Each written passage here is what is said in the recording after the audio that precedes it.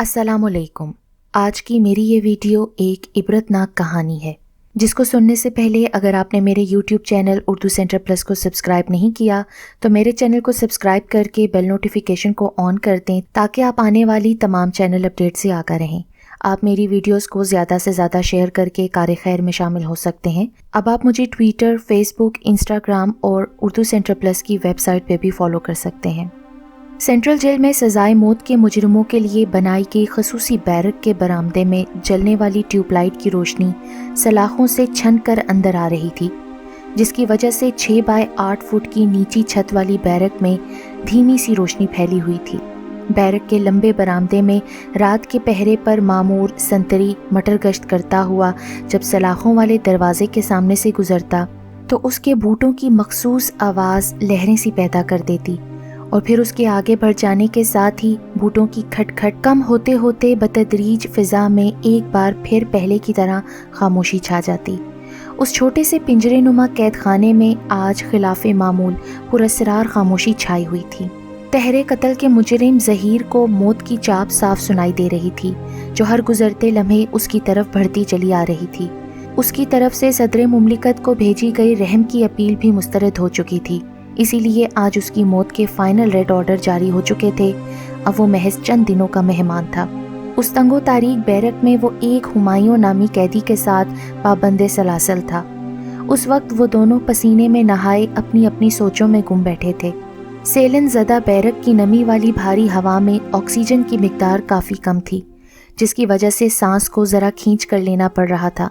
शायद इसी मुशक्क़त की वजह से उनका पसीना खुश्क होने का नाम नहीं ले रहा था। यार, निराला इंसाफ है, एक तो तुम्हारी बहन के साथ हैवानियत और दरिंदगी की इंतहा करने के बाद उसे मौत की नींद सुला दिया गया और फिर उसी गम में माँ बाप भी चल बसे, मगर अंधे और बहरे कानून के कान पर जूं तक नहीं रेंगी।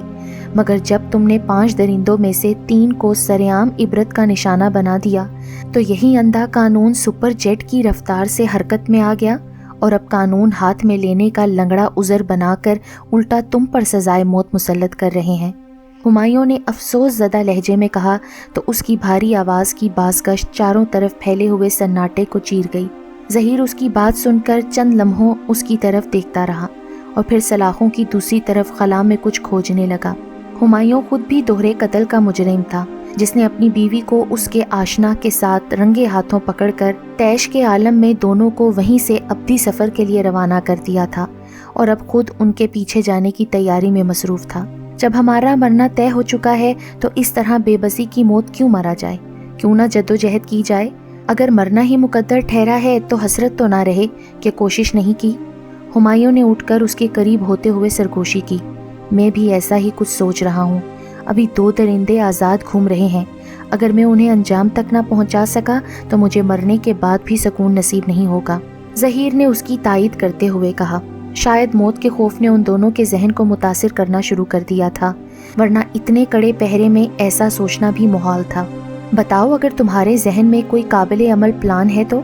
ज़हीर ने कहा तो हुमायूं अपने दिमाग में मौजूद मंसूबा सरगोशी के अंदाज में उसके कान में उंडेलने लगा। कुछ ही देर में दोनों ने फरार की हिकमत अमली तरतीब दे डाली और फिर मंसूबे के तहत हुमायूं पेट पकड़कर दोहरा होता चला गया और उसकी बुलंद होती हुई कराहें बैरक से बाहर तक जाने लगीं। बरामदे में गश्त करता हुआ सिपाही भी उसकी कराहें सुनकर सलाखों के पास आ खड़ा हुआ। हुमायूं की हालत देखकर उसके हाथ पांव फूल गए। उसने जल्दी से अपने पास मौजूद वॉकी टॉकी पर मेडिकल के अमले को इतला दी और फिर तेजी से लॉक खोलकर अंदर आ गया। ये उन दोनों के मंसूबे के ऐन मुताबिक हुआ था। मरियल सा संतरी हुमायूं के एक ही मुक्के से मुंह के बल जा गिरा। दोनों तेजी से बाहर निकले और मुख्तलिफ राहदारियों से होते हुए मेन गेट की तरफ दौड़ने लगे। अभी वो सिक्योरिटी के पहले हसार से भी बाहर नहीं निकल पाए थे कि जेल अलार्म की आवाज़ से गूंज उठी। कुछ ही देर में सिक्योरिटी ने उन्हें घेरे में ले लिया और मार मार कर अदमुआ कर दिया। मैं कैसे तुम्हारा शुक्रिया अदा करूं, तुमने जिस तरह मुझ नाचीज़ पर एतमाद किया, इसके लिए मैं तुम्हारा उम्र भर एहसानमंद रहूंगा। जीरत ने इंतहाई तशक्कुराना अंदाज में सामने बैठी हुई गुलनाज से मुखातिब होकर कहा तो गुलनाज, जो सहमी हुई हिरनी की तरह रेस्टोरेंट में चारों तरफ वहशत भरी नज़रों से देख रही थी, زیرک کی بات سن کر اس کے چہرے پر اطمینان کی لہر دوڑ گئی۔ میں صرف تمہاری محبت کے بھروسے پر زندگی میں پہلی بار کالج سے اس طرح نکلی ہوں۔ تم سمجھ سکتے ہو جو لڑکی کبھی اپنے پڑوسیوں کے گھر بھی نہ گئی ہو، اسے اس طرح کا رسک لینے میں کتنی مشکل ہوئی ہوگی۔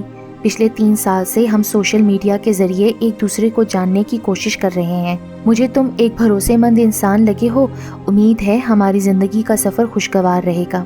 گلناز نے اپنے جذبات کی ترجمانی کی تو زیرک عاجزی سے سینے پر ہاتھ رکھتے ہوئے اس کے سامنے جھکتا چلا گیا۔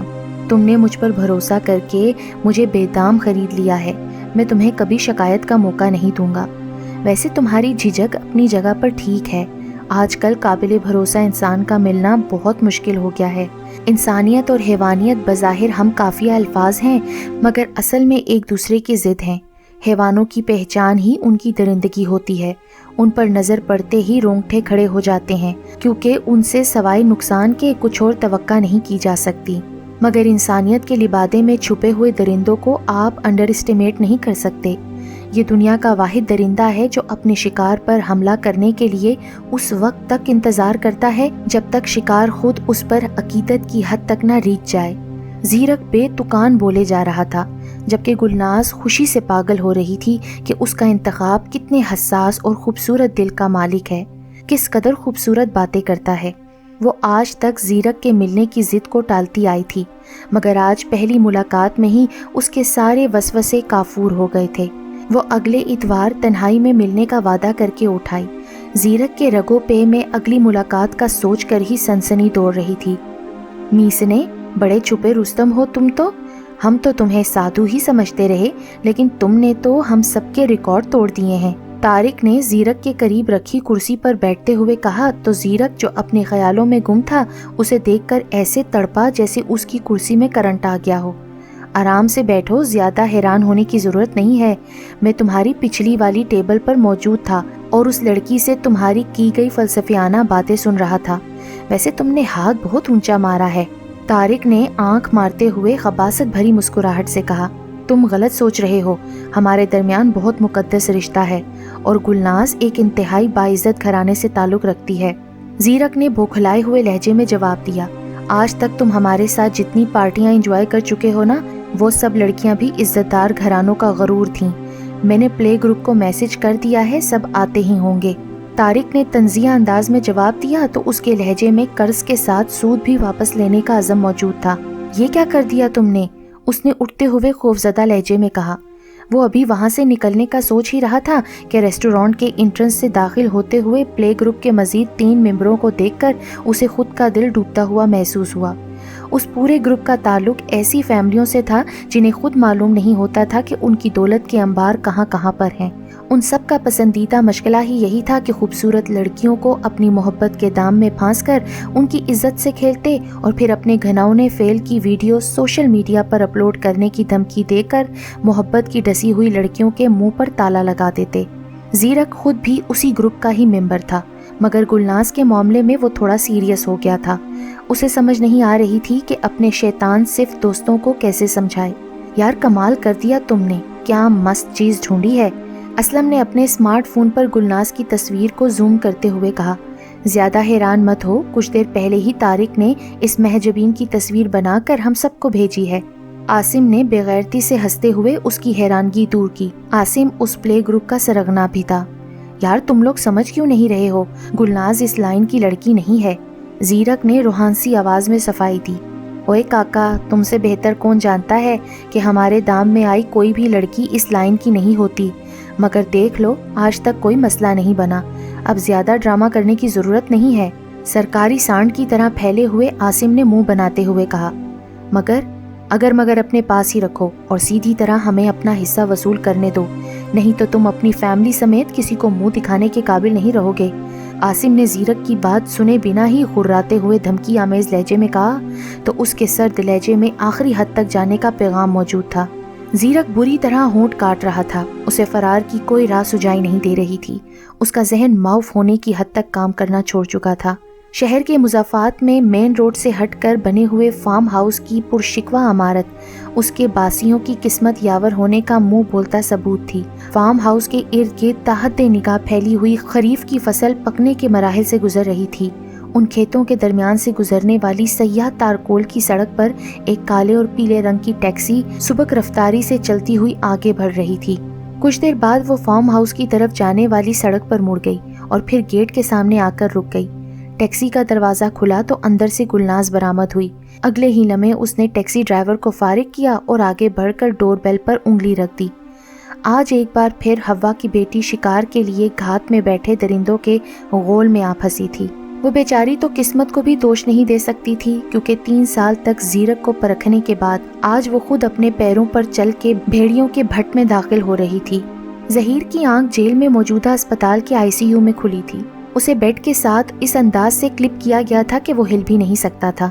اس نے گردن گھما کر کمرے کا جائزہ لیا تو اسے قریب ہی دوسرے بیڈ پر ہمایوں نظر آ گیا۔ اس کی حالت بھی کافی پتلی نظر آ رہی تھی۔ بیڈ کے دوسری طرف ایک ڈاکٹر کرسی پر بیٹھا اخبار پڑھنے میں مصروف تھا۔ ظہیر کی نظریں غیر ارادی طور پر اخبار پر پڑی تو سامنے موجود سرخی دیکھ کر اس کی آنکھیں حیرت سے پھیلتی چلی گئیں۔